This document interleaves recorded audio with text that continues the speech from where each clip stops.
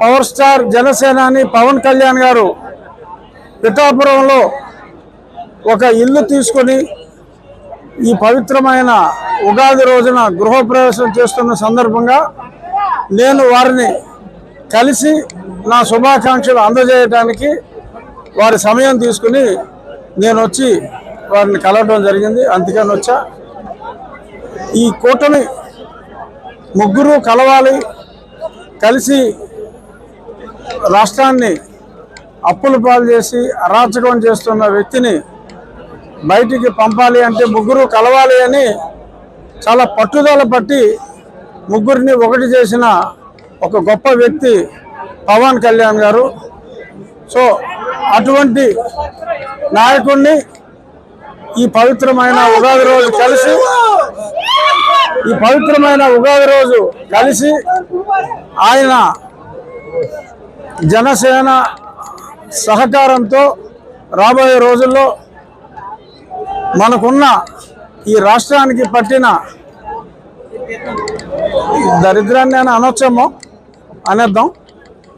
ఈ డ్రగ్ ఆంధ్రప్రదేశ్ని, ఈ బ్యాడ్ ఇమేజ్ని, రుణాంధ్రప్రదేశ్ అనే బ్యాడ్ ఇమేజ్ నుంచి బయటపడేయాలి అంటే చంద్రబాబు నాయుడు గారు, పవన్ కళ్యాణ్ గారి సారథ్యం చాలా అవసరం. కాబట్టి దీని గురించి మరింత చొరవ తీసుకుని వీలైనన్ని ఎక్కువ మీటింగ్లు, అలాగే నేను అసెంబ్లీకి చేస్తానా పార్లమెంట్కి చేస్తానా అనేది ఇంకా అస్పష్టత కాస్త ఉన్నప్పటికీ నేను ఎక్కడ పోటీ చేసినా వారు వచ్చి క్యాంపెయిన్ చేయాలని కూడా వారి సహకారాన్ని కూడా నేను కోరటం జరిగింది. ఎప్పటి నుంచో కూడా పవన్ కళ్యాణ్ గారికి నాకు చాలా సన్నిహిత స్నేహం ఉంది. వాళ్ళ అన్నగారితో ఇంకా ఎక్కువ స్నేహం ఉంది. చిరంజీవి గారు నేను మంచి స్నేహితులు.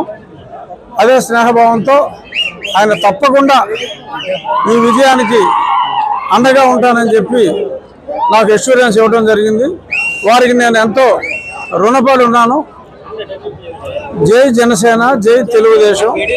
రాబోయే రోజుల్లో వదిలించేద్దాం. మీరు అందరి సహకారం కూడా కావాలి. ఏం మాట్లాడానో ఎలా చెప్తాను, బాగోదు కదా. చాలాసేపు మాట్లాడా, చాలా విషయాలు మాట్లాడా. ముందే నేను చెప్పేసాక నువ్వు అడుగుతావని. ఎంపీయా ఎమ్మెల్యేయా అని 48 గంటలు వెయిట్ చేయమ్మా. ఇన్నాళ్ళు వెయిట్ చేసాం. 48 గంటలు వెయిట్ చేయండి. నాకు ఎవరో లేరని మొన్నటిదాకా సాక్షివాడు జగన్మోహన్ రెడ్డి కూశారు. నాకు ఇప్పుడు తెలుగుదేశం ఇంతమంది జన సైనికులు ఉన్నారు. నాకు ఇంకేంటి భయం? నేను ప్రజాక్షేత్రంలో చట్టసభల్లో ఉంటా. అది లోక్సభ, శాసనసభ. అనదర్ 48 hours అంతే. ఎంతమంది ఎన్ని ప్రయత్నాలు చేసినా 28% అంటే 65,000 పైగా మెజారిటీతో ఆయన నెగ్గుతారు. అది ఖాయం. ఎన్ని ప్రయత్నాలు చేసినా జగన్మోహన్ రెడ్డి వచ్చి ఇక్కడ బస్సు వేసుకుని ఇక్కడ కూర్చున్నా 65,000 మినిమమ్. ఆ పైన మీ అందరూ సహకారం.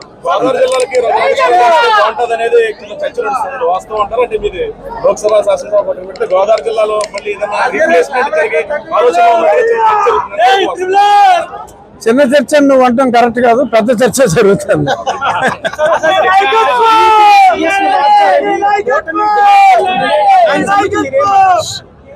డెఫినెట్ గా ఆ మార్పు జరుగుతుంది. ఇవాళ ఒకరు లేపేశారు కదా, కొల్లి రఘురామరెడ్డి. అన్ని కేసులు చంద్రబాబు నాయుడు గారి మీద నానా దొంగ కేసులు పెట్టాడు. అతను అస్సాం పంపడం జరిగింది. వీళ్ళు కూడా లేపుతారు. టైం, కొంచెం ఓర్పు.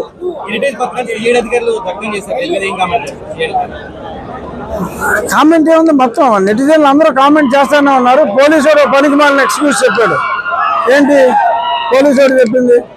మేము కొన్ని జెరాక్స్లు సరిగ్గా రాకపోతే రాని తగలేరుతా ఉన్నారు. ఓన్లీ హెరిటేజ్ కాగితాలే జెరాక్స్లు సరిగ్గా రాలేదా? ఏదో చంటిపిల్లడు చెప్పినట్టు చెప్తున్నారు. సో వాళ్ళందరూ పాపులు శిక్షించబడుదురు.